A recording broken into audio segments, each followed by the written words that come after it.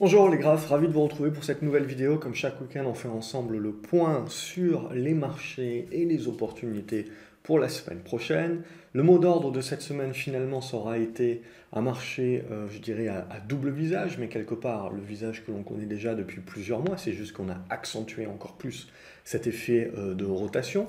Et puis sur cette fin de semaine également, on a une nouvelle fois accentué le fait, ce qu'on s'était parlé déjà depuis quelques semaines, l'idée de dire il faut faire attention aux stats et on va se faire balloter entre des mauvaises stats qui font peur, qui font croire au retour de l'inflation et donc à la remontée des taux plutôt que ce que Powell dit, etc.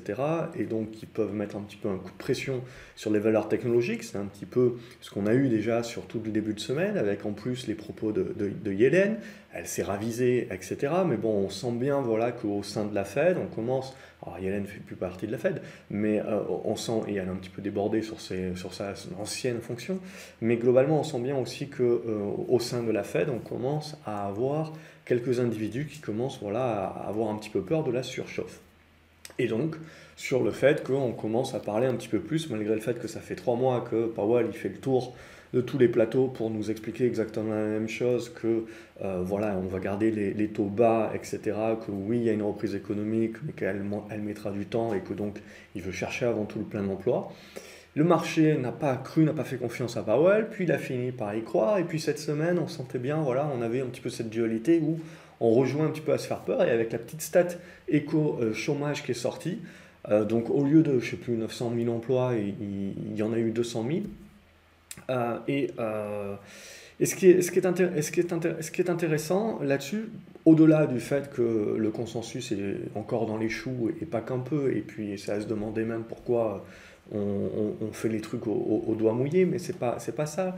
La réalité, c'est que la recovery continue, même si vous avez une mauvaise stat, c'est quand même de la création, donc vous avez quand même la recovery qui continue en ce sens-là. C'est moins que ce qui était prévu, donc le marché finalement s'est dit, bon ben reprise économique, oui, mais pas de manière aussi importante que ce que l'on croit. Donc, je me calme un petit peu sur mes taux, je me calme un petit peu sur mon inflation, et du coup, je rachète un petit peu les valeurs technologiques. Mais voilà, si on prend également du recul au-delà de juste la stat qui sort, on est quand même aujourd'hui sur un effet de recovery et on continue de jouer la recovery. Ce qui fait qu'en gros, on a repris un petit peu ce qu'on avait passé toute la semaine à jeter au niveau des petites capes américaines et des valeurs technologiques, mais on n'a pas pour autant jeté non plus tout ce qui est value, tout ce qui est cyclique, tout ce qui est on joue la réouverture, on a continué d'y être, puisque même si en effet vous avez des créations d'emplois qui sont moindres, etc., et un taux de chômage peut-être qui peut un petit peu commencer à ramer, et on parle que les US ici, euh, c'est le marché valide le fait que bon, on est on tient le bon bout et on est sur le bon chemin, etc. Au niveau du Covid, voilà, on a vraiment cette impression que c'est un petit peu passé, même si évidemment la situation en Inde est dramatique. Et au-delà de cela, ce dont il va falloir faire attention maintenant, je vous l'avais déjà dit, c'est est-ce que les marchés, s'ils doivent reprendre peur sur le Covid, ça sera quand on aura une bonne partie des populations qui seront vaccinées, si jamais on trouve que des populations vaccinés avec 2 doses, etc., recommencent à tomber malades avec un nouveau Covid, etc. Ça, c'est ce qui peut créer peut-être un petit peu de peur sur du court terme sur les marchés, mais à ce stade-là, je veux dire, il y a pas grand-chose. Mis à part cela, il y a pas vraiment grand-chose à se mettre sous la dent. Donc voilà un petit peu cette semaine, un petit peu coup double. Et au-delà de cela, donc, le maître mot également, et ce que nous indique le marché, c'est qu'il ne fallait pas anticiper.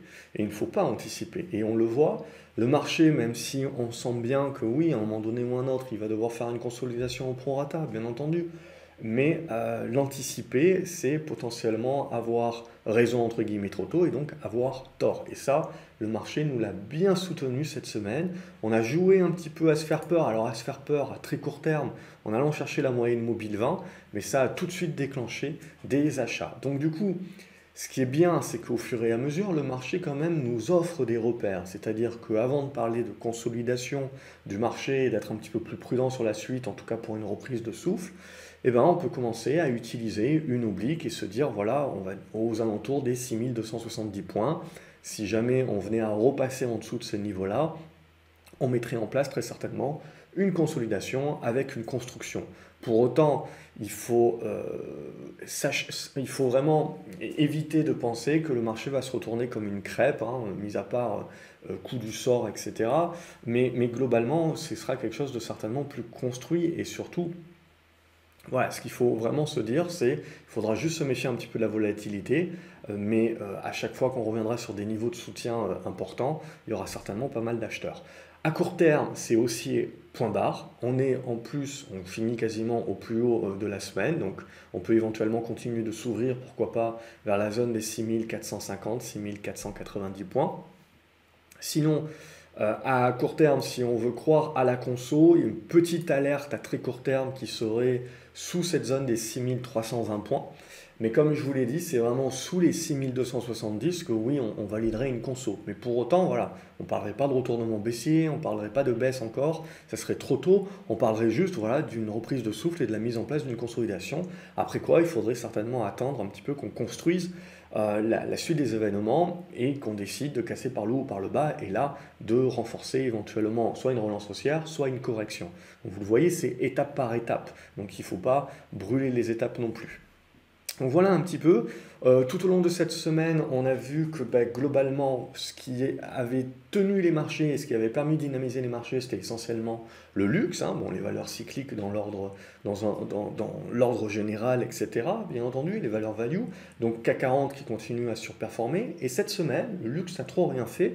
Et donc c'est surtout donc, le pétrole qui a repris ses droits et également donc les bancaires, donc qui avec leurs résultats également ont été pas mal achetés. Et sinon, voilà, le maître mot de ce marché-là, c'est un marché qui continue de rester dans un régime haussier, comme on avait pu le dire, mais certainement qui va devenir de plus en plus heurté et donc avec de la volatilité. Et ça, c'est juste quelque chose à garder en bémol dans un coin de sa tête, mais sinon, graphiquement parlant, on n'a absolument aucun signal.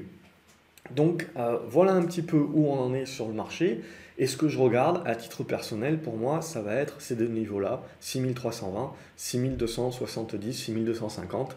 Voilà, ce n'est que si on repasse sous ces niveaux-là qu'on commencera à parler un petit peu de consolidation. Par contre, quand on regarde le Nasdaq, la photo est un petit peu différente. Et la photo est là déjà un petit peu en avance par rapport à ce dont on se parle, c'est-à-dire qu'on avait eu une avancée heurtée, et finalement on en est sorti par le bas donc, et là comme je vous le dis, je vous dis attention, c'est pas parce qu'on en sort par le bas, comme je vous ai dit sur le CAC 40, que tout de suite on va faire d'une traite à la baisse, etc. Non, ça risque d'être volatile, ça risque d'être heurté, et surtout on risque de se faire balader en fonction des statistiques. Les mauvaises stats sont vues comme des bonnes nouvelles, les bonnes stats sont vues comme des mauvaises nouvelles, etc.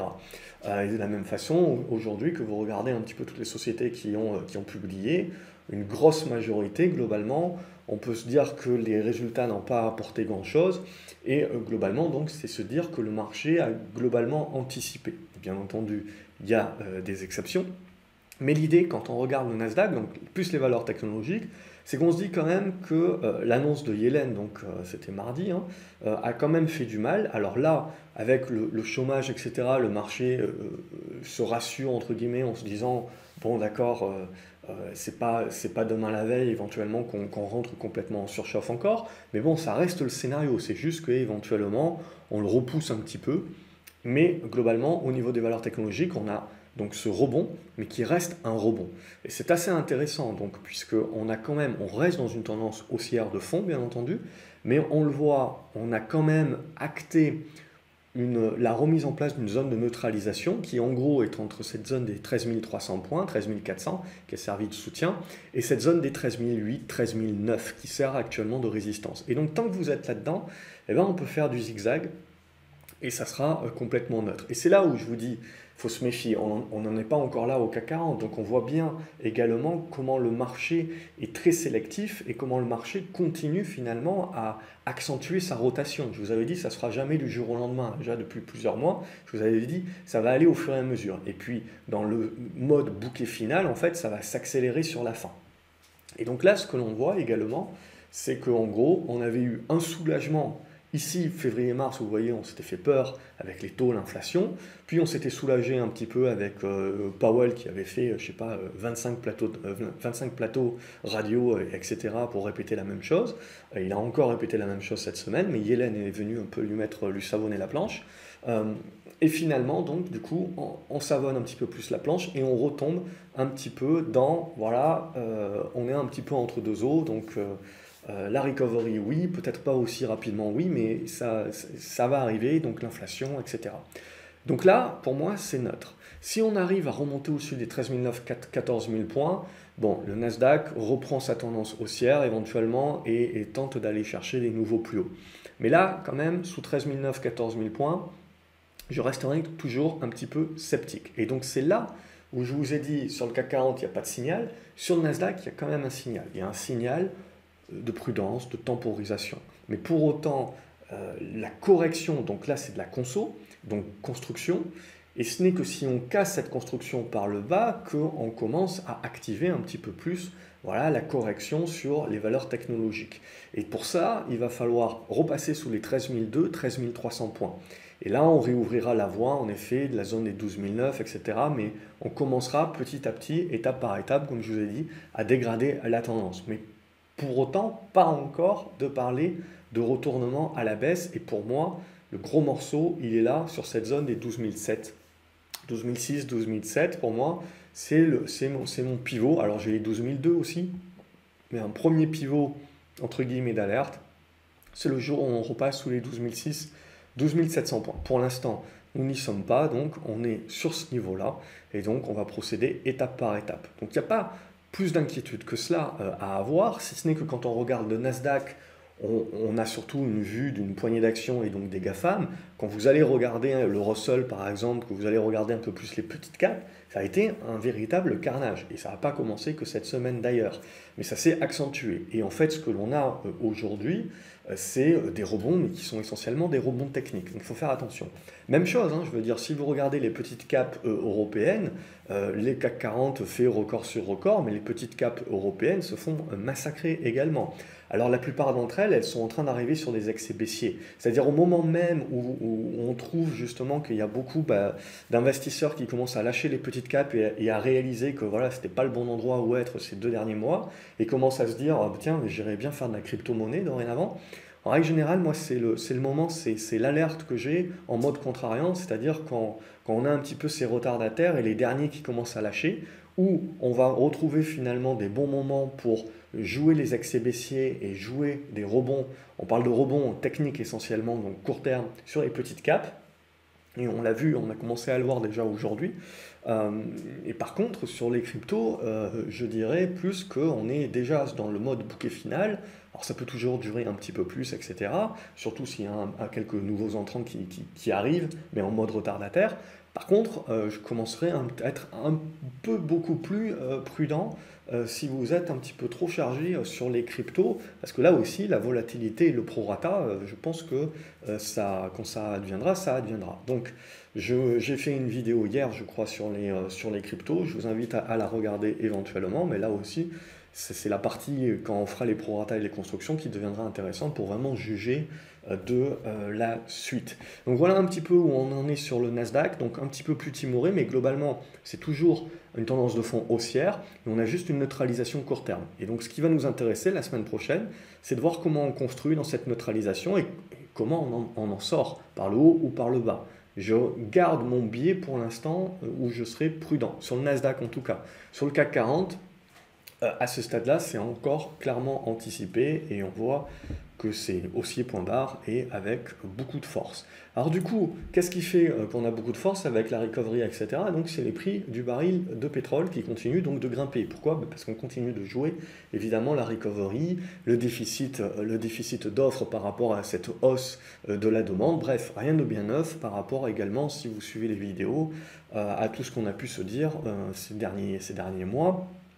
Et globalement, là, ce qui est intéressant, donc on voit une petite consolidation, mais pas grand-chose. En effet, on peut se dire que voilà, la stat de chômage met un petit grain de sable dans l'idée de se dire ah la recovery peut-être bloque un petit peu, mais bon c'est vraiment du court terme à ce stade-là. Ce que l'on a globalement, c'est qu'on est revenu sur les niveaux de résistance, sur les plus hauts, donc on fait une petite conso et c'est là où ça va devenir intéressant. Là aussi, la semaine prochaine ou dans les 2 semaines à venir, on a la congestion là qui va se mettre en place. Donc soit on arrive à déborder par le haut et on va chercher les 75 $, et donc on a les valeurs pétrolières, parapétrolières et compagnie qui continuent de nous aider au niveau des indices value à la hausse, soit on bloque un petit peu trop, on casse par le bas et là on commence à mettre une conso un petit peu plus profonde.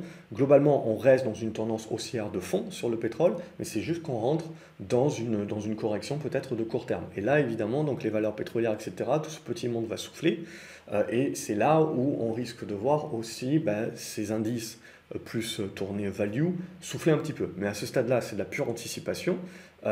Et on n'en a absolument aucun signal. Ça reste haussier, point barre à ce stade-là. On attend là de savoir où on sort de la figure. Si on sort par le haut, là aussi on peut rentrer en mode un petit peu bouquet final sur les valeurs pétrolières. Et comme elles sont bien pondérées dans les indices qui sont donc plus orientés cyclique value, ils vont continuer de surperformer. Donc le pétrole, ça se regarde également. Toutes les matières premières, vous pouvez regarder également en cuivre, etc. Là aussi, ça va se regarder. Au niveau de l'or, c'est là aussi où c'est intéressant. L'or a bougé. Donc c'est ce qui est très intéressant. Donc l'or a bougé déjà depuis un petit moment. Ce qui va être très intéressant là, c'est qu'on est en train de revenir sur la zone de résistance. Alors les 1840, 1850, 1870 $, c'est vraiment le gros niveau qu'il va falloir dépasser pour pouvoir activer la relance de la tendance haussière de fond. Comme je vous l'ai dit, on reste encore dans une tendance haussière de fond de long terme, mais à court et moyen terme, on était dans une tendance baissière, dans une tendance de dégradation.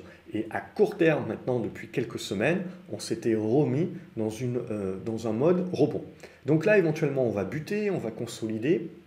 Ce qu'il faut bien se dire, c'est que le pivot il est là, aux alentours de ces 1850-1870 $. Et là, ce qui va être très intéressant, également la semaine prochaine, et dans les 2 semaines à venir, c'est de voir comment on va éventuellement construire. Alors, on peut partir d'un coup, bien entendu, mais c'est de voir comment on va construire. Et là, qu'est-ce que ça veut nous dire ? Ça va nous dire globalement que petit à petit, le marché est en train d'acter, jusqu'à présent, l'or patiné, on s'en était déjà parlé. L'or patiné, pas parce qu'il n'y avait pas d'inflation, etc. En fait, on avait les taux qui étaient remontés parce qu'on était en anticipation d'une inflation. Et donc, du coup, vos taux réels faisaient du mal à l'or qui n'a pas de rendement, et donc à tous les actifs qui n'ont pas de rendement, etc. Mais à partir du moment où on va commencer à vraiment avoir de l'inflation et à vraiment valider cette inflation et à anticiper finalement une inflation plus forte, les taux également vont commencer à être un petit peu pressurisés, etc. Mais ça va prendre le dessus. Et donc c'est là où on va pouvoir jouer éventuellement la reprise. Mais là, ce que l'on a vu, c'est qu'on a on a plutôt une détente sur les taux, mais globalement, le marché est en train de croire quand même de plus en plus à l'inflation. Alors après, Powell nous a dit inflation forte mais temporaire, inflation durable, on n'en sait rien, ça on le verra au fur et à mesure, mais globalement, le marché va nous l'indiquer aussi avec ce qu'il va décider de faire sur l'or. Pour l'instant, ce qu'il décide de faire, c'est du rebond, c'est-à-dire qu'on est en train de valider en effet que l'inflation est là. Mais pour valider vraiment le retournement à la hausse de manière beaucoup plus durable, il y a encore du boulot. Et pour moi, ce boulot-là, c'est 1870 $ qu'il va falloir dépasser. Donc ce qui m'intéresse là maintenant, dans les prochaines séances, c'est en gros de voir la construction qui peut se mettre en place dans cette zone-là pour essayer de breaker par le haut. On n'omet pas également que ça peut toujours casser par le bas. Et auquel cas, si jamais ça casse par le bas, c'est que c'est tout simplement le marché est en train de valider que ça va être un petit peu plus long à venir ou un petit peu plus compliqué que cela, et que potentiellement les économistes qui sont en train de tous s'arracher les cheveux avec les mêmes données et avec 18 scénarios différents, et là aussi ça risque d'être un petit peu contrariant. Au niveau de l'argent, donc on retrouve l'argent avec de la force par rapport à l'or, mais également c'est toujours une tendance haussière de fond, mais également on est en train d'arriver sur un premier niveau pivot. Le deuxième est aux alentours de ces 29-30 $. Alors il y en a un autre aux alentours des 28,50, mais bon, globalement, les gros niveaux sont là. Donc on est en train de continuer d'évoluer dans notre triangle symétrique de long terme. La tendance de fond est haussière. Et là aussi, on le voit depuis quelques séances, on est en train d'activer le retournement haussier. Et pour ce faire et pour confirmer, il faudra breaker par le haut. Donc, et là, on va commencer à valider. D'ailleurs, à titre personnel, j'ai une préférence, même si j'ai surtout des minières or, parce que j'ai loupé les minières à argent, mais j'ai une préférence pour l'argent par rapport à l'or en termes de potentiel. Après, au niveau des minières or, je veux dire, au niveau des minières, elles sont pas toutes monoproduits, il y en a beaucoup qui font un peu de tout. Donc c'est pas, c'est pas non plus voilà, préjudiciable d'avoir des minières qui font essentiellement de l'or. Elles peuvent quand même profiter de la hausse globale de tous les métaux. Donc globalement, on voit au niveau des matières premières et au niveau des matières voilà, plus liées également à cette inflation, etc., le truc en mode disque rayé qu'on risque d'avoir encore pendant un petit moment, c'est en train de revenir éventuellement dans des positions de break à la hausse. Donc clairement, de jouer cet aspect retour de l'inflation. Et un autre petit protagoniste ici, c'est l'euro-dollar. Et là aussi, c'est intéressant, on s'en était parlé déjà ces précédentes semaines que c'était très important ce qui est en train de se congestionner. Et là, l'euro-dollar est en train également de sortir par le bas. Donc, le dollar est en train de continuer de baisser et d'éventuellement, on le voit ici, alors ça manque encore la confirmation, mais si on break là, alors il y en a certains qui parleront donc d'une épaule, tête, et puis épaule inversée, donc, ce qui nous validerait éventuellement un retour vers la zone des 1,25, 1,26, et donc une continuation de la dégradation du dollar. Si on continue évidemment de dégrader le dollar, c'est bon pour les marchés émergents, c'est bon pour les matières premières, l'or, l'argent et compagnie. Donc il y a ça qui joue également en plus et en addition par rapport à juste l'effet taux, mais bon, c'est corrélé, bien entendu, c'est lié. Donc ça aussi à regarder de très près, non seulement pour celles et ceux qui investissent en dollars aux US notamment, parce que ça va vous impacter, surtout si on ne sait pas le dire, et on ne sait pas si ça va prendre son temps, ou si à un moment donné, on va y aller en forte volatilité, et ensuite on va consolider. Donc ce qui est très important, et là où il faut être très vigilant pour celles et ceux qui investissent aux US, et qui n'ont pas forcément un portefeuille en dollars, ils investissent, et puis c'est eux qui choisissent quand est-ce qu'ils transvasent en euros. Si vous ne choisissez pas et que vous avez un portefeuille qui est plutôt orienté moyen terme, et qu'on a une grosse volatilité à un moment donné sur la cassure ici, ça va vous impacter négativement le portefeuille. Donc à observer, puisqu'éventuellement là aussi on peut avoir une validation de ces scénarios si on a la cassure par le haut. Donc vous voyez, petit à petit, ça faisait quelques semaines dont on en parlait, de ces congestions, etc., et de dire que quand même, en fond, il y a beaucoup de choses qui se passent au jour le jour, mais quand vous prenez du recul, en fond, en fait, vous voyez les grandes tendances qui sont en train également de se mettre en place. Donc là, le dollar, en train de reprendre, il a repris et est en train éventuellement de valider sa continuité de dégradation en termes de tendance long terme.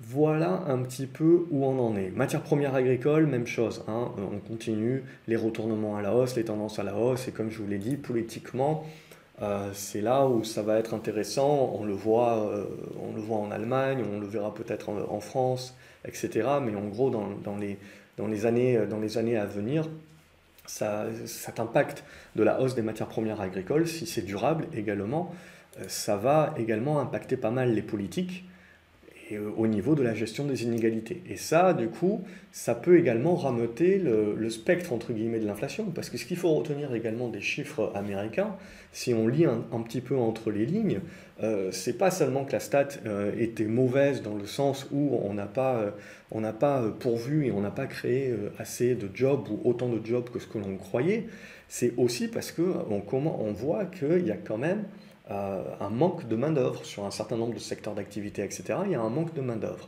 Et comment vous faites quand vous êtes une entreprise et qu'il n'y a personne qui répond à votre offre? Vous n'avez pas trop le choix, vous êtes obligé d'augmenter éventuellement le salaire que vous proposez pour essayer d'attirer une main-d'œuvre qualifiée qui, jusqu'à présent, ne pourvoit pas le poste. Et donc, du coup, c'est là aussi cet aspect inflation.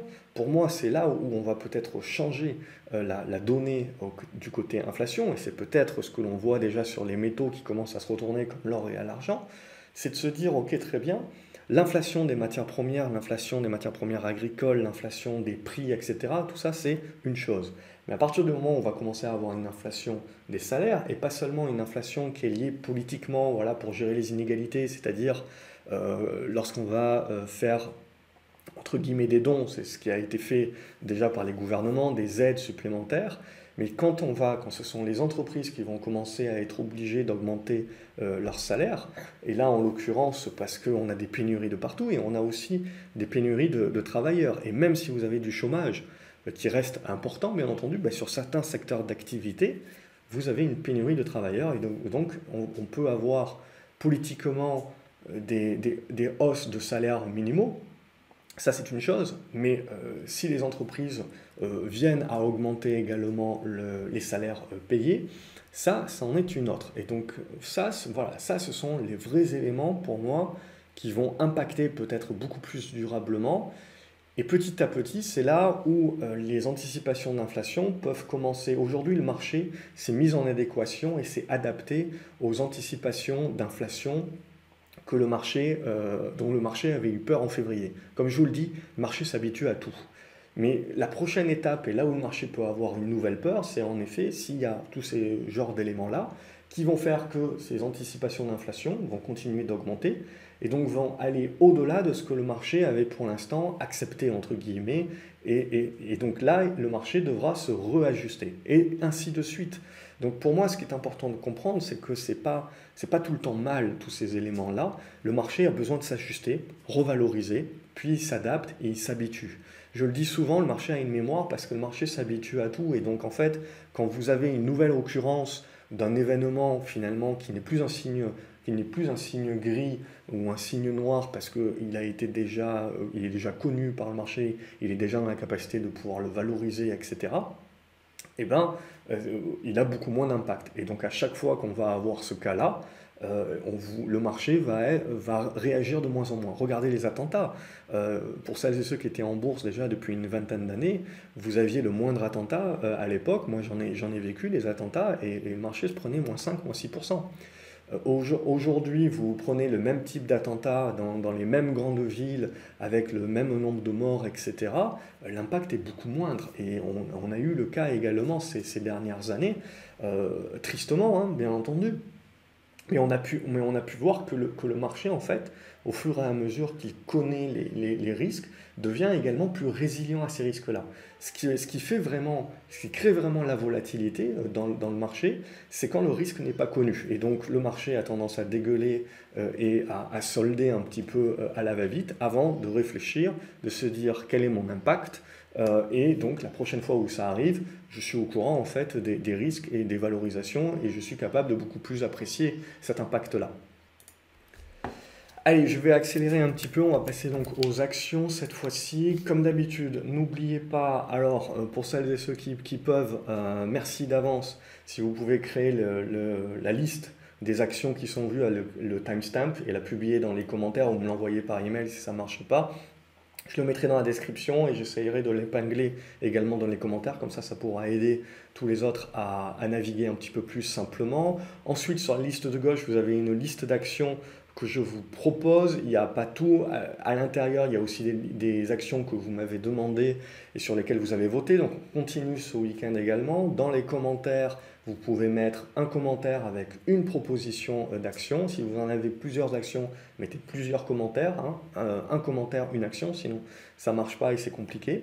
Les autres personnes qui veulent également voir l'analyse de cette action-là, vous mettez un pouce en l'air et vous essayez de lire si quelqu'un d'autre n'a pas proposé l'action aussi. Non, parce que très souvent, il y a plusieurs personnes qui proposent la même action. Donc c'est juste pour me faciliter un petit peu la vie quand je screen un petit peu rapidement ce que vous proposez pour essayer de sélectionner derrière ces actions-là. Donc il y en a certaines de ces actions-là dont vous m'avez parlé qui sont dans la liste de gauche. Il y en a une dizaine, allez, qui n'y sont pas, que j'ai sur post-it ici, que je vous fais à la fin de la vidéo. Donc restez bien jusqu'à la fin de la vidéo parce que ce n'est pas parce que vous ne voyez pas les actions sur la gauche ici que je ne vais pas en parler. Et donc dans les commentaires, je vous invite, et je vous remercie par avance, à jouer le jeu, donc de proposer ces actions-là, et ensuite chacun de voter pour les actions que vous aimeriez bien voir. Et vous pouvez proposer évidemment des actions que je présente ici, pour essayer de me pousser également avec le système de vote à la représenter la semaine prochaine, parce que j'essaye de faire tourner les listes quand même, dans un but avant tout pédagogique pour vous montrer différentes configurations graphiques et que ces vidéos-là vous aident également à un petit peu attiser votre œil, aiguiser votre œil plutôt. Voilà, donc ces actions-là, je me les garde pour la fin et on attaque. Donc au niveau de ADP, alors, très bonne réaction de ADP avec le break de l'oblique ici, et on est en train de revenir travailler. Alors, c'est une zone, hein, évidemment, mais on voit de revenir travailler la zone horizontale qui est comprise entre les 117 et les 120 euros. On n'est pas à l'abri de faire un petit pullback, etc., mais globalement, le retournement est acté sur ADP actuellement, avec des bons volumes. Donc c'est plutôt positif.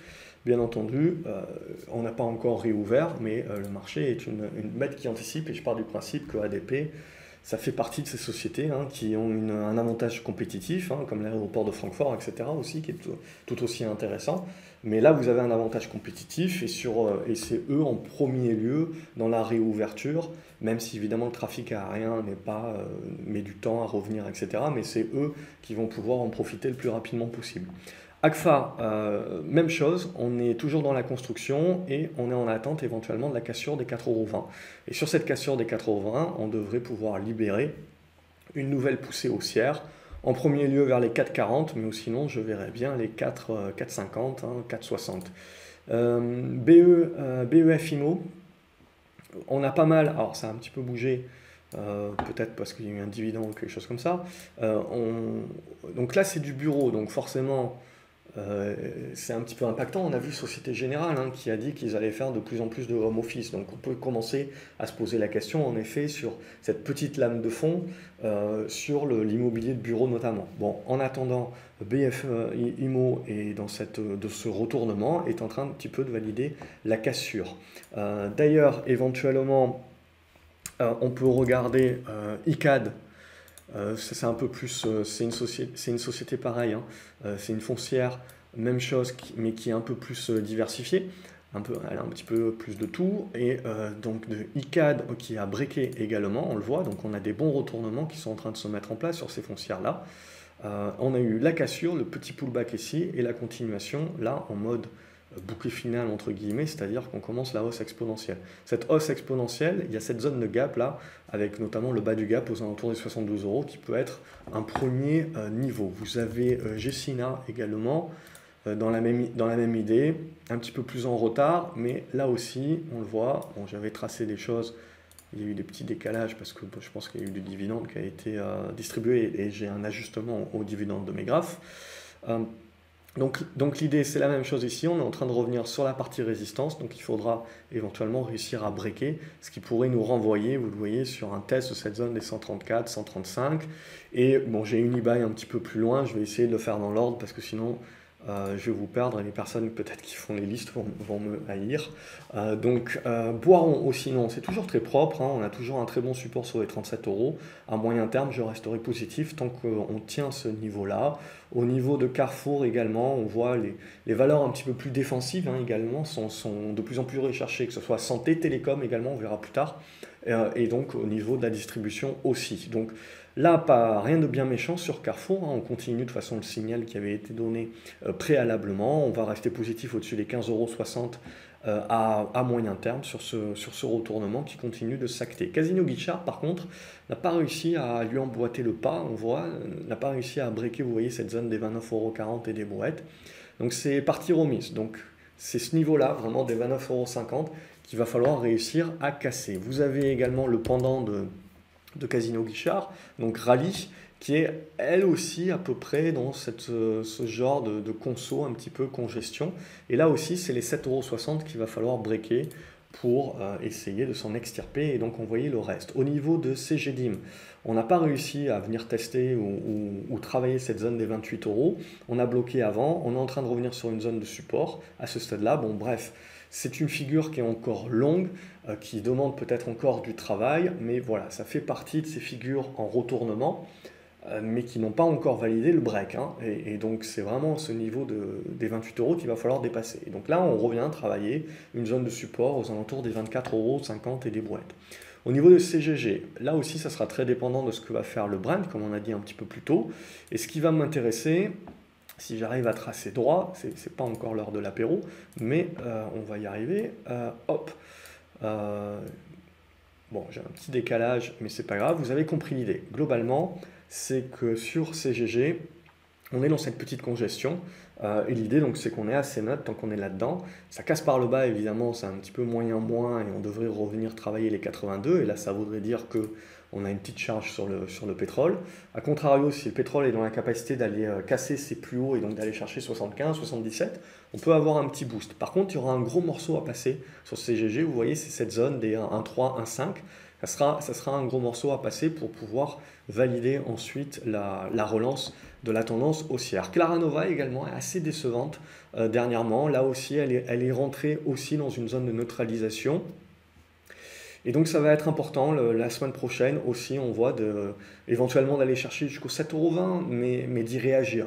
Donc avec une mèche basse, d'y réagir d'une manière assez forte. Et puis pour relancer la dynamique, vous le voyez, repasser cette zone des 7,70 € et surtout cette zone des 7,90 €. Au niveau de Crédit Agricole, contrairement à Société Générale, où les résultats ont été achetés, etc., bon, c'est un petit peu normal. Souvent, les mauvais dossiers, vous savez, même s'ils se refont bien, etc., vous avez toujours un paquet de gérants, etc., qui vont attendre vraiment que les résultats s'améliorent pour pouvoir y revenir. Donc c'est là où vous pouvez créer des anticipations un petit peu positives lorsque les résultats paraissent. Sur les autres dossiers qui sont des bons dossiers, etc., on n'attend pas que les résultats soient bons, on les anticipe, c'est les bons dossiers, c'est les leaders, etc.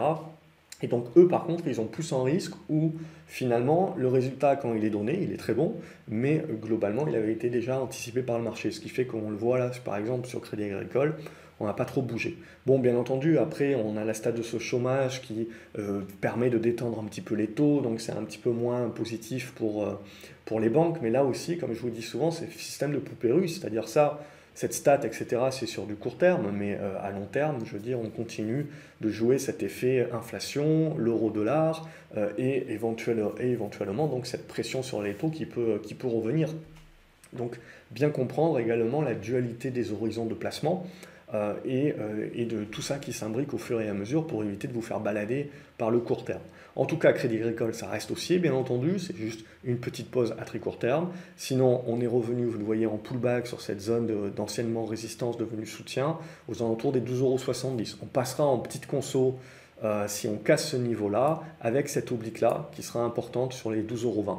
Le jour où on casse ça, là, on rentre dans un range ou dans une construction de range avec consolidation peut-être un petit peu plus profonde.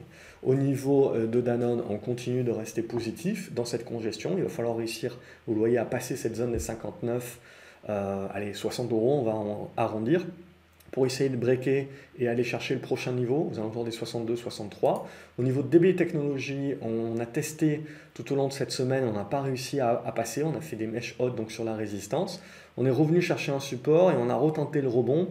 Bon, il va falloir valider assez rapidement, une news serait pas contre là-dessus, assez rapidement pour revenir sur la zone des 11,40 et la breaker, effectivement, parce que si on reste un petit peu trop là, ça c'est le moment voilà, où je reste un petit peu plus... où je suis un petit peu plus réservé. Et puis, si vous n'arrivez pas à remonter là-dessus et que ça reste un petit peu court, ça c'est de la faiblesse.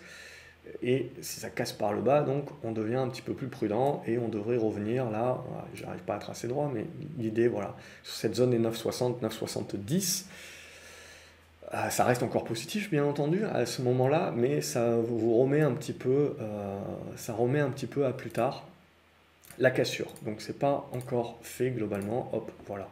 Et on peut construire la figure d'une manière un petit peu plus large. Mais voilà un petit peu l'idée, donc pour l'instant, c'est pas encore ça, donc à valider encore. Egide, on en avait parlé la semaine dernière, c'est remise dans une bonne disposition pour essayer d'aller chercher plus haut. Et ça passera par la cassure des 1,45 € à valider. Au niveau de Eramé, on avait parlé de cette oblique qu'on a fini par casser par le haut. Donc là, c'est positif, bien entendu. Vous pouvez vous servir de la zone des 63,30 € comme de support de court terme. Et en termes d'objectifs, éventuellement, on peut essayer d'aller chercher jusqu'au... on commence... Alors, c'est toujours aussi, bien entendu, mais je trouve qu'on commence à arriver dans des zones de résistance. Alors, jusqu'où on peut aller? 67, on voit, vous avez une résistance là aux alentours des 67. Si on passe, éventuellement, on peut s'ouvrir jusqu'aux 70 €. Euronav également donc a plutôt bien résisté par rapport ici à cette cassure qu'il y avait eu là. Là, on a plutôt une bonne résilience. Cette semaine également, on s'est un petit peu cherché, mais bonne résilience. Et là, on est en train de se reprendre et de tenter la relance. Donc c'est très positif la séance qu'il y a eu. Il faudra bien garder à conserver les 7,20 € pour conserver cette idée-là. Et au-dessus des 7,20 €, tenter de confirmer dorénavant.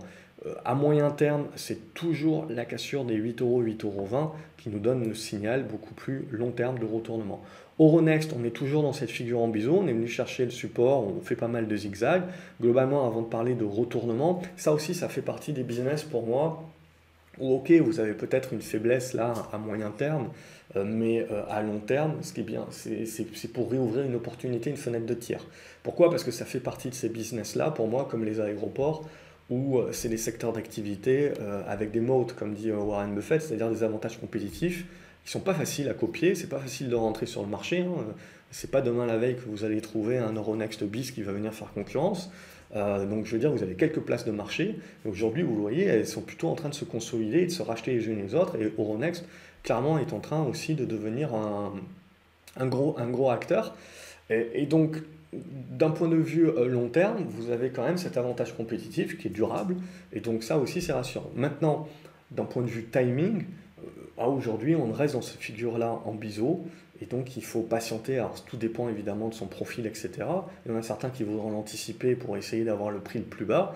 C'est toujours un petit peu dangereux parce que ça peut toujours aller plus bas que ce que vous croyez. Mais bon, globalement, je dirais que dans cette zone des 75-76, c'est un niveau de soutien qui est assez intéressant. Et aussi, sinon, pour parler de retournement haussier et réactiver la tendance haussière de fond, vous voyez aujourd'hui, c'est plutôt cette zone des 88-90 qu'il faudra réussir à casser par le haut. Europcar, là, les mauvais résultats n'ont surpris personne. Ils ont été mauvais, mais tout le monde avait bien anticipé. Et donc, on a acheté plutôt les perspectives, la réouverture, etc., les locations, tout ce que vous voulez. Et on a profité pour aller fermer ce gap-là. Donc, du coup, en prochaine perspective, je verrai bien ici cette zone-là des 38 centimes d'euros. On n'est pas à l'abri d'une conso, mais les volumes sont très forts. Donc, on est vraiment en train d'acter une volonté de retournement. Donc j'ai un niveau, je dirais, entre ouais, 38-40 centimes d'euros. Je pense que ça peut être éventuellement la target, et après éventuellement on se mettra un petit peu à construire, congestionner. For Farmers, les résultats n'ont pas été appréciés, mais finalement nous ont fait revenir sur le niveau de soutien qui a tenu. Donc tant qu'on tient ce niveau de soutien, on reste dans cette construction de retournement, mais comme je vous l'ai dit, tant qu'on ne casse pas au-dessus des 5,90 €, vous pouvez avoir du zigzag, et vous voyez, ça peut durer éventuellement. Donc on a quand même un petit peu dégradé la tendance à court terme, et il faudrait revenir au-dessus des 5,50 €, 5,60 € en effet, pour invalider cela et se remettre dans de bonnes dispositions pour jouer le breakout haussier. Mais au moins, je dirais qu'on a un repère là sur les 5,20 €. Ça casse les 5,20 €, par contre, on deviendra un petit peu plus prudent sur la suite, hein. GTT, on est toujours dans cette congestion. Pour moi, à court terme, on est en mode rebond, mais d'un point de vue moyen terme, je veux dire, il y a quand même beaucoup de zones de blocage encore à ce stade-là. Donc, c'est toujours assez neutre, je dirais, à moyen terme, sous les 80 €, et on continue de construire un petit peu au blocage de capital. Harmony Gold, donc les minières argent ont fait mieux, hein, mais les minières or quand même performent plutôt pas mal, on le voit. Donc on était dans cette congestion dont on avait parlé déjà ces précédentes semaines, et on est en train de s'en extirper par le haut. Alors il restera pas mal de boulot, et notamment cette zone de gap ici, hein, entre les 5,30 $ et les 5,70 $. Et comme je vous l'ai dit, au niveau de l'or, il ne faut pas croire éventuellement qu'on va partir d'un coup. C'est une hypothèse, oui, mais je pars plutôt du principe qu'on a peut-être encore quelques constructions à faire. Voilà. Et sinon, Yamana aussi que j'ai en portefeuille se porte plutôt bien. Globalement, l'ensemble du secteur, hein. Ipsen également, ça se porte plutôt bien. On avait tracé ça, je ne sais plus, la semaine dernière ou il y a 2 semaines. On est revenu cette semaine dessus, s'en servir comme support et on tente de relancer. Donc ça, c'est votre pivot court terme. Si vous repassez en dessous, on peut se dire qu'éventuellement, il peut y avoir une conso un petit peu plus profonde vers cette zone des 75. Mais globalement, voilà, c'est juste pour de la prise de profit, éventuellement. Mais au-dessus de ce niveau-là, on peut encore rester positif. LVMH, rien à dire, une semaine plutôt flat. Et donc on continue, en gros, voilà, à construire cette congestion. Et ça va être très intéressant. On l'a vu, le fait que le luxe reste flat, les autres secteurs d'activité ont pris le relais, et donc ça a permis au CAC 40 d'aller chercher un petit peu plus haut, bien entendu. Mais là, le luxe, ça va être très important, c'est que à la limite, il reste encore un petit peu de marge, mais dans ces prochaines semaines, il faut quand même le regarder avec insistance, parce qu'on n'est pas à l'abri d'avoir une conso au prorata, qui ne remet pas en cause la tendance de fond.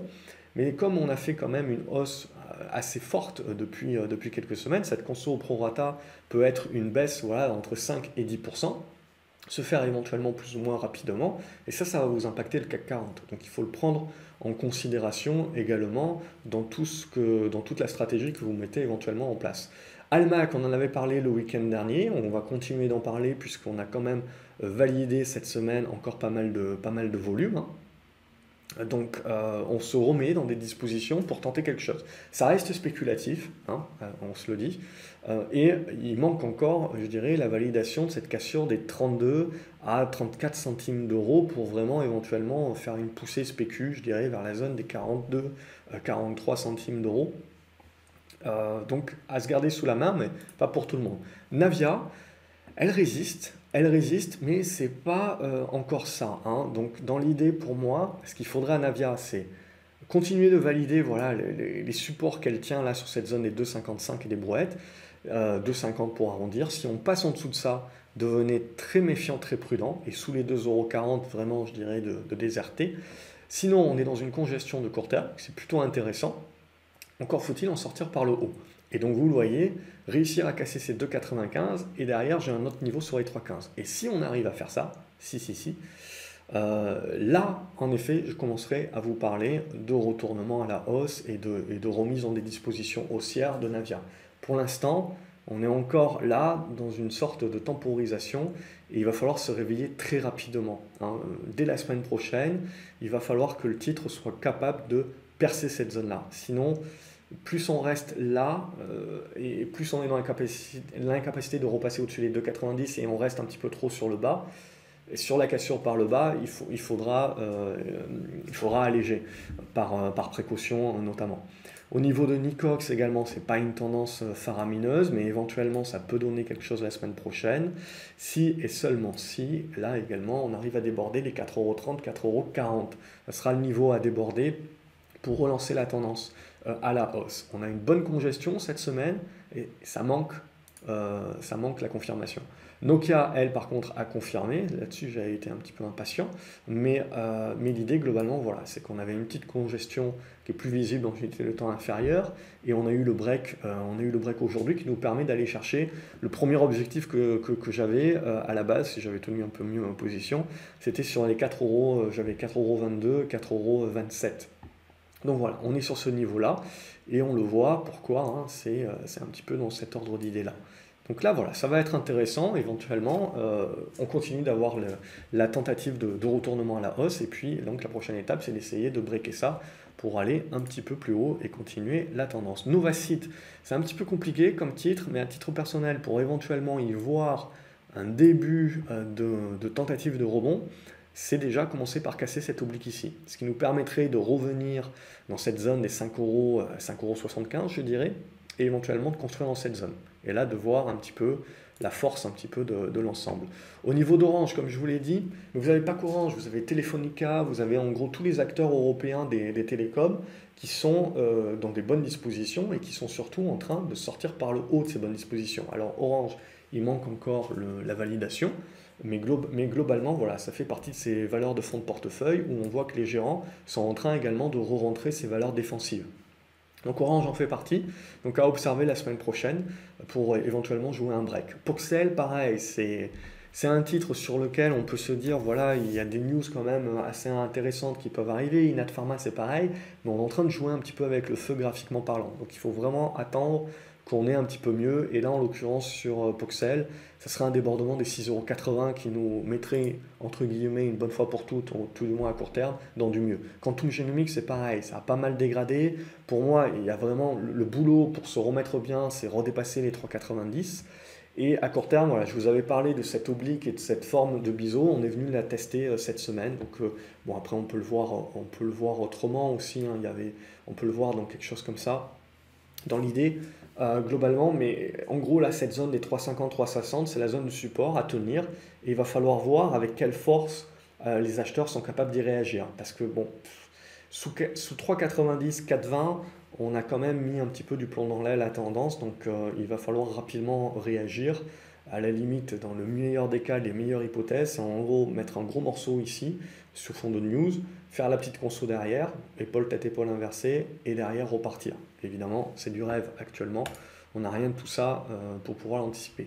Ruby a un petit peu pris du mal. Qu'est-ce qu'on peut regarder sur Ruby? Je pense de plus en plus, j'essaye de le construire comme ça. J'essaye de le voir dans la construction en fait, d'un triangle. Vous voyez, comme ceci. Et peut-être qu'on on commence à le tenir un petit peu, ce triangle. Si j'efface les précédentes choses, voilà, hop, pour que ce soit un petit peu plus clair. Donc l'idée évidemment c'est que là il va falloir tenir et ça pourrait continuer à nous valider le triangle. Et l'idée c'est que voilà, on voit que le triangle est encore assez grand et donc c'est pas encore le moment d'anticiper, à moins d'éventuellement essayer de rentrer avec un prix de revient bas, mais avec le risque évidemment que ça tienne pas, ça casse par le bas. Et donc avoir cette capacité de sortir également rapidement. Safran, on n'est pas loin également d'essayer de jouer le débordement aussi, donc avec cette cassure des 127, 128 €. Sanofi, comme je vous l'ai dit, est secteur défensif. Bon, alors Sanofi n'a pas attendu, hein, mais on a vu donc tout ce qui est pharma, santé, etc. C'est en train de bien repartir et puis surtout, c'est en train d'accélérer. Donc là, on sent bien qu'on est en train de revenir sur ces dossiers-là. Au-dessus des 80, 81 €, je resterai positif et je continuerai à jouer également ce retournement. Technicolor, éventuellement, là aussi, est en train de construire son retournement. On peut construire un petit truc dans ces eaux-là. C'est pas ça, mais dans l'idée. Hop, je vais y arriver.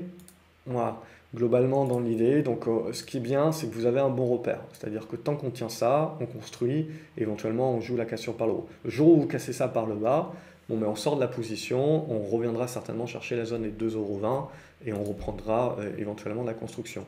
Technip Energy, on est en train de jouer, vous le voyez, avec la zone de résistance et donc de se mettre en tentative de breakout haussier, et donc de tenter de relancer la tendance. C'est plutôt positif. Terra Nexus s'est mis en mode j'attends, je patiente, donc on a à peu près redégueulé la moitié un petit peu des gains qu'on avait fait sur le mois d'avril. Et ce qui va m'intéresser, moi, alors j'ai commencé un petit peu à en reprendre cette semaine, mais voilà, cette zone des 12 € pour moi c'est un niveau de support, et si jamais, alors c'est un titre qui n'est pas super liquide, donc il faut toujours s'attendre éventuellement à ce qu'il y ait des mèches en mode on se fait peur, mais pour moi si le titre vient jouer en mode je me fais peur, pour moi la zone des 11,20 €, 11,60 €, c'est une zone également où je mettrais bien des épuisettes. Et continuer à jouer là-dessus. Sinon, graphiquement parlant, vous n'avez pas grand-chose à vous mettre sous le coin de la langue, hein. C'est l'idée qu'il va falloir repasser au-dessus des 13,60 € pour se remettre dans une bonne config. Mais après, voilà, vous jouez le partenariat ou vous ne jouez pas, vous l'anticipez ou pas, ça c'est une question qui vous est propre. Total, voilà, grâce à Total, on a plutôt bien performé sur le CAC 40 notamment. Donc on le voit, on a cassé cette oblique, donc très positif. On est revenu au-dessus de la moyenne mobile 50, donc très positif aussi. Et on a validé également cette horizontale aux alentours des 38,30 €. Donc là aussi très positif, donc Total en mode retournement. Donc il va falloir voir ce que va faire le Brent, mais globalement, je veux dire, tant qu'on va tenir cette zone des 38 €, ça reste costaud Total et ça peut continuer évidemment à aider le CAC à surperformer. Au niveau de Unibail, pas loin également du breakout à la hausse, donc, et de pouvoir aller s'ouvrir la zone des 74, voire cette zone des 80, dans le sillage un petit peu, on le voit, de toutes les foncières. Au niveau de Valneva, beaucoup de volatilité. On est venu, tant bien que mal, revenir chercher la zone des 11,30 là, qui sert de support. On a fait du rebond aujourd'hui pour fermer ce gap-là, mais on n'arrive pas à reconquérir la moyenne mobile 20. Donc ça sera très important là, de très rapidement dans les séances à venir, reconquérir cette moyenne mobile 20. Sinon, on reviendrait sur cette zone-là, et si on commence à sortir par le bas de là, on devient un petit peu plus prudent sur la suite, en attendant d'avoir une autre construction. Et Volantis, on a tenté la cassure par le haut cette semaine, donc on est en train d'en sortir, mais il nous manque l'horizontale. C'est l'horizontale qui est un peu plus bloqué, hein, aux alentours de cette zone des 5,20 €. Donc ça sera à confirmer la semaine prochaine de pouvoir breaker ici. Sinon, si on réintègre là, petit signal de faiblesse également. Allez, je passe aux actions que vous m'avez demandé et qui ont obtenu pas mal de votes. Vous m'avez demandé Biomérieux. Alors Biomérieux, typiquement, pour moi, il n'y a rien à se mettre sous la dent.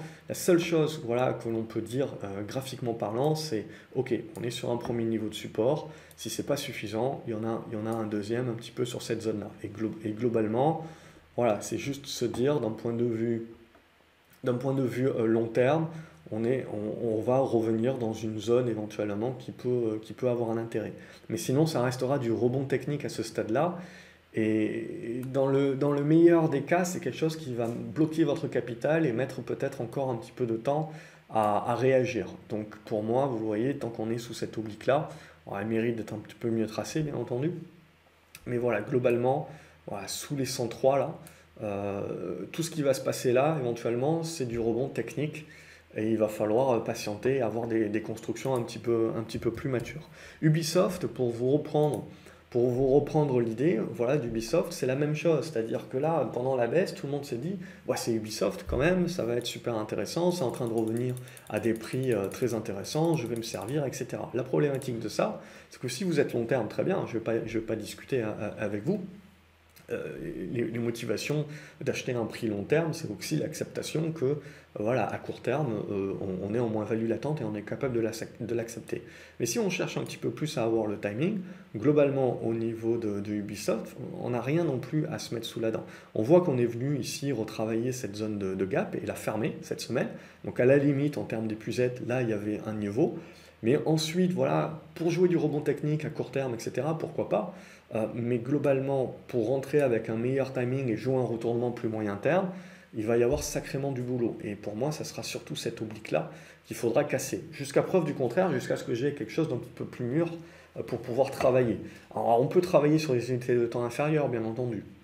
Mais là, l'idée, j'ai plusieurs types de profils, bien entendu, qui regardent cette vidéo, donc je peux pas non plus passer trop de temps à vous décortiquer tout ce qu'on peut jouer.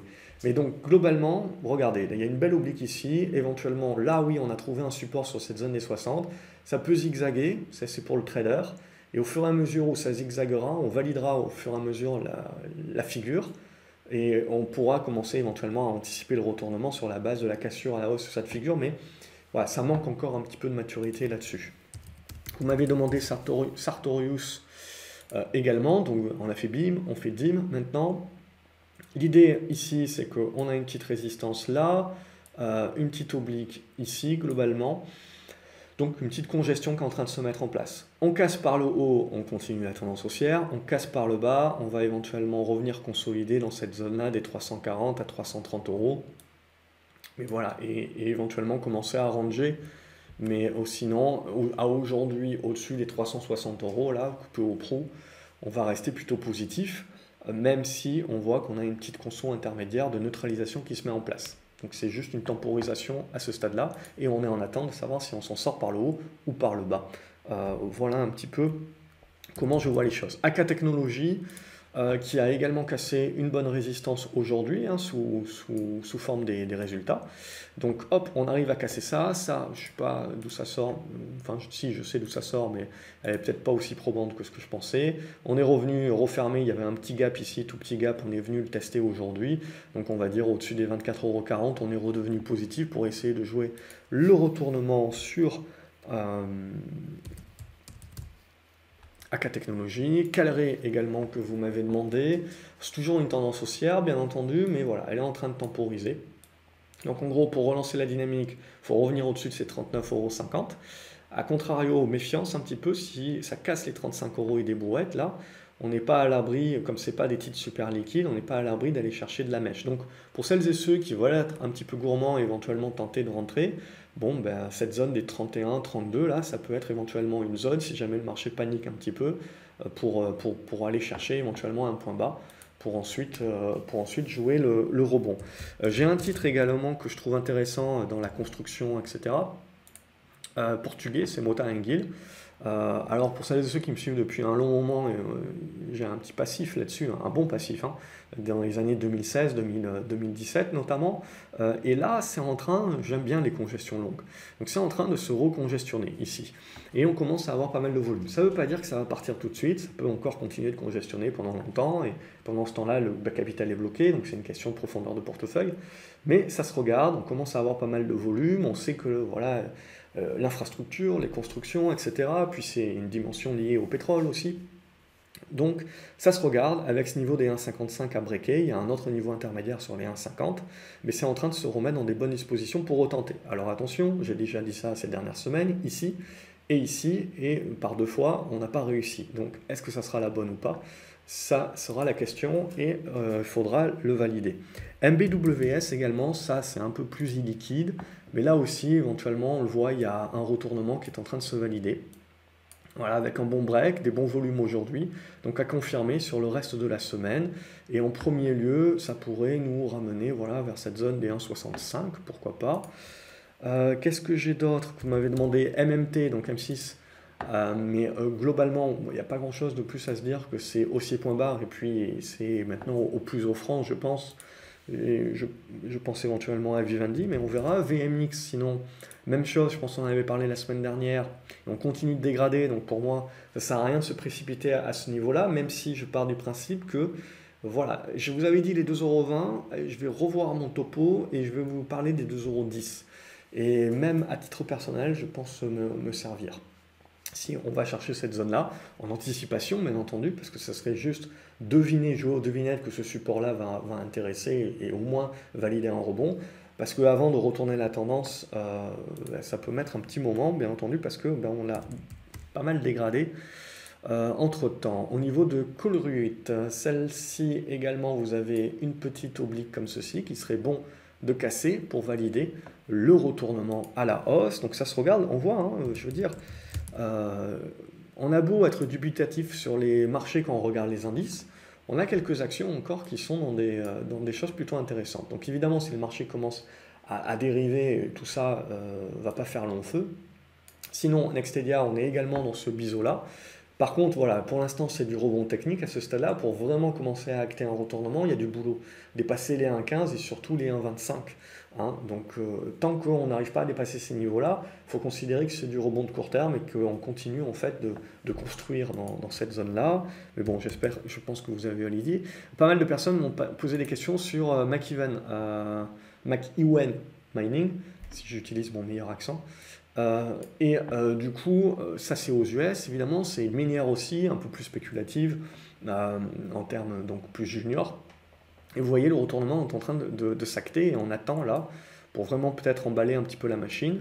Vous voyez ici, hop, peut-être il y aura une tasse à vacances. Alors c'est un petit peu anticipé à ce stade-là. Là, on aurait la tasse. Et là, si on a la conso, on aurait la anse. Mais globalement, l'idée, c'est de repasser cette zone des 1,32, fermer ce gap ici et éventuellement commencer à s'ouvrir cette zone des 1,50 en prochaine tentative. Voilà, ça c'est pour l'idée globalement. FDJ, il y a pas mal de personnes également qui posent des questions, qui se disent, qui se disent, on arrive à la période où les gens vont recevoir leur action gratuite, et puis derrière ils vont vouloir vendre, donc ça va se scratcher, etc. Pourquoi pas, je ne vais pas jouer aux devinettes, mais du coup si ça devait se casser la figure, qu'est-ce qu'on joue? On joue l'épuisette. Alors il y a l'épuisette pas gourmande, qui est ici, en gros, l'épuisette sur 40 €. J'essaye de choper les 40 € pour jouer derrière la relance éventuellement, et elle est épuisette gourmande. Et cette épuisette gourmande, je la mettrai sur cette oblique ici, alors peu au prou, alors elle évolue bien entendu, mais peu au prou aux alentours des 38 €. Voilà, si jamais vous voulez essayer de choper l'action à pas très cher, alors après, évidemment, le risque de l'épuisette, c'est de pas de les toucher, et ça fait partie du jeu. Agrogénération. Alors ça c'est beaucoup plus spéculatif bien entendu, mais l'idée voilà c'est pour jouer le blé et donc le retournement des matières premières agricoles et on voit le titre s'est remis dans des bonnes dispositions ici, dans une bonne congestion accumulation et si on arrive à déborder cette zone des 19 centimes et des brouettes, on devrait pouvoir avoir la poussée qui va avec et donc suivre. Derichebourg m'avait demandé mais j'ai pas grand chose à dire sur Derichebourg si ce n'est que c'est haussier. c'est haussier point barre, et j'ai un niveau, alors il y a cette petite résistance oblique ici, mais je verrai, ça c'est une oblique beaucoup plus long terme, qui ressort en mensuel, si vous voulez la voir, donc aux alentours des 8 euros, 8,10 €, qui à mon avis est celle qu'on peut targeter, et globalement, voilà, on peut rester positif sur DBG, sur Derichebourg, c'est toujours très positif. Maintenant, voilà, là aussi, quand il y aura de la vraie conso, il faudra s'attendre à du prorata, mais à ce stade-là, voilà, je pense qu'on peut là aller chercher les 8 euros, 8,10 € et après on verra. Vous avez Fugro également, secteur parapétrolier qui elle aussi est en train de se remettre dans des bonnes dispositions, et donc si le pétrole continue son cheminement, ben, on devrait pouvoir éventuellement essayer de breaker par le haut. Alors j'ai les obliques ici qui sortent un petit peu partout, mais c'est surtout celle-ci qui va nous intéresser, aux alentours des 9,50 € à breaker. Vous avez Veon également, alors ça il n'y a pas beaucoup de volume. Alors ça, c'est pas des choses que vous me proposez, c'est plus des actions que je vous propose, mais je ne les ai pas rajoutées dans la liste parce que j'ai pas forcément eu le temps. Mais Veon, si je ne dis pas de bêtises, je crois que c'est... Non, je vais dire une bêtise, donc je vais rien dire. Donc là, l'idée, voilà, c'est on a la congestion qui est en train de se mettre en place. Ça manque un petit peu de volume, et éventuellement, vous le voyez, la cassure des 1,50, 1,60, là, qui pourrait valider le retournement. Après, j'ai un petit peu de mal sur ces actions très retardataires, vous voyez, qui, par rapport à tout ce qu'on a connu, c'est vraiment les dernières. Il faut faire attention, on peut les jouer, en effet, elles peuvent avoir des mouvements retardataires assez rapides, mais en règle générale aussi, si elles sont autant en retard, c'est que qualitativement, elles sont un petit peu en deçà. Donc il faut aussi s'attendre, ne pas surcharger la position et s'attendre éventuellement que ça fasse du déchet et que ça parte pas. J'ai Acomo pour jouer les Amsterdam Commodities, pour jouer éventuellement le boost.